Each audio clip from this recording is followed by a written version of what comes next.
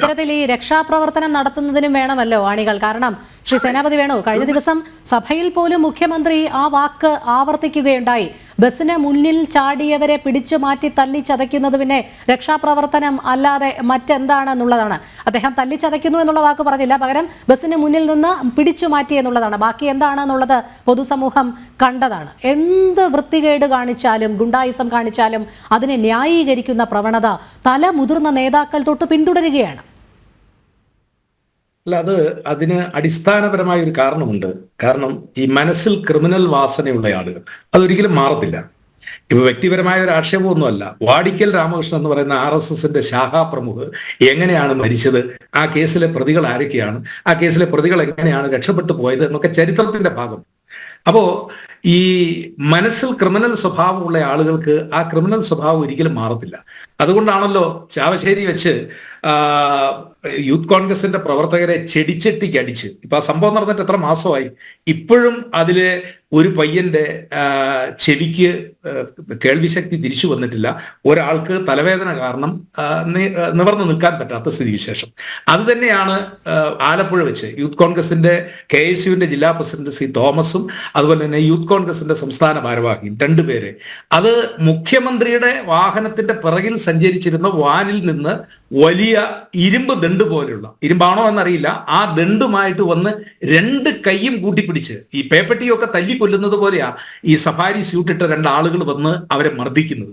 ആ മർദ്ദനത്തെയൊക്കെ കേരളത്തിന്റെ മുഖ്യമന്ത്രി എത്ര ലാഘവത്തോടു കൂടിയാണ് ന്യായീകരിക്കുന്നത്. ഇപ്പൊ മുഖ്യമന്ത്രി സഭയിൽ പ്രസംഗിച്ചു തന്നെയാണ് ജയരാജ് ഇവിടെ പറയുന്നത്. ഞങ്ങൾക്ക് ഒരുപാട് രക്തസാക്ഷികളുണ്ട്, ഈ രക്തസാക്ഷികളുടെ കഥകളൊക്കെ പറഞ്ഞു. ഞാൻ ജയരാജിനെ ഓർമ്മപ്പെടുത്തുന്നു, ശ്രീ ജയരാജ്, സെയ്താലി എന്ന് പറയുന്ന നിങ്ങളുടെ ഒരു സഖാവിനെ കൊന്ന പഴയ ശിവശങ്കരൻ ഇന്ന് ബാബുവും പാലിശ്ശേരിയാണ്.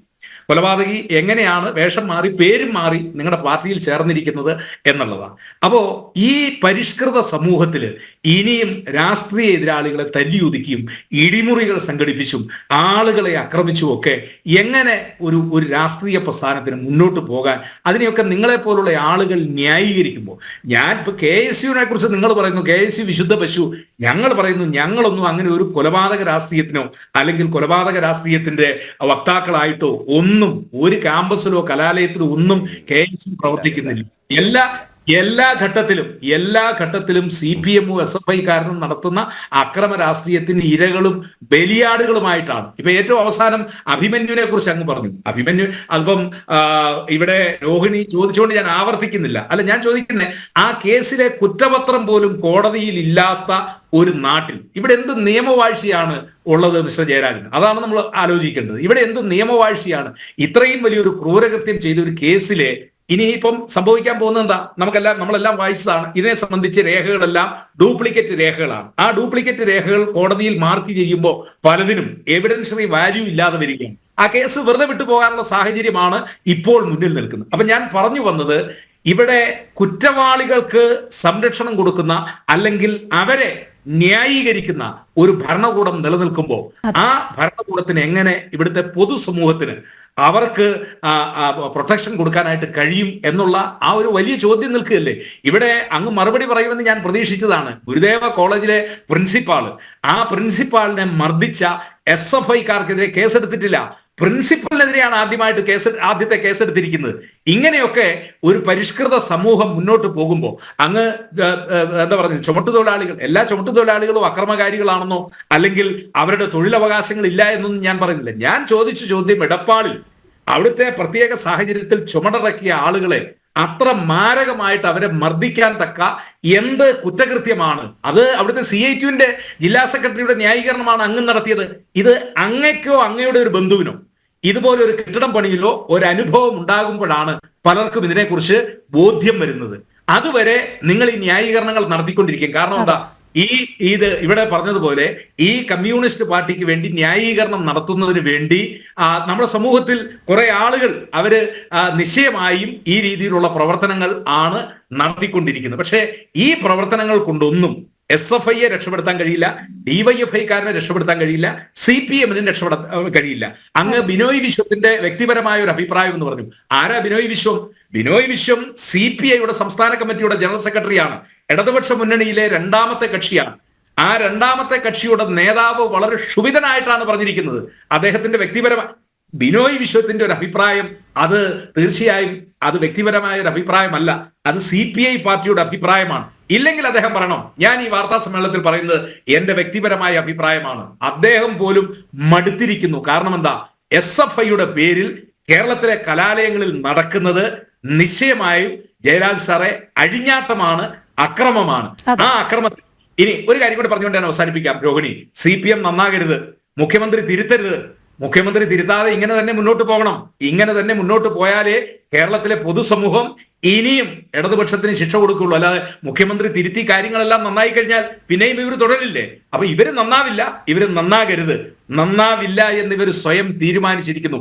അതാണ് CPM ഇപ്പോൾ ഈ ക്രിമിനലുകളായ അക്രമികളായിട്ടുള്ള ഈ അണികൾക്ക് കൊടുക്കുന്ന സംരക്ഷണവും ആ സംരക്ഷണത്തിന്റെ മറവിൽ അനുദിനം കേരളത്തിൽ ഈ വർദ്ധിച്ചു വരുന്ന അക്രമങ്ങൾ അത് കുറച്ചു കാലം കൂടെ തുടരും.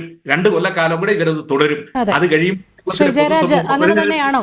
ഇടതുപക്ഷത്തെ കേന്ദ്രീകരിച്ചു മാത്രം ഉണ്ടാകുന്ന വിമർശനങ്ങളാണ് എന്ന് പറയുമ്പോൾ ഇടതുപക്ഷത്തെ എത്ര കേന്ദ്രീകരിച്ചാലും ഇത്തരം വിമർശനങ്ങൾ ഉണ്ടാകരുത് എന്ന് എപ്പോഴെങ്കിലും ഒക്കെ ചിന്തിക്കാൻ തയ്യാറാകുമോ CPM?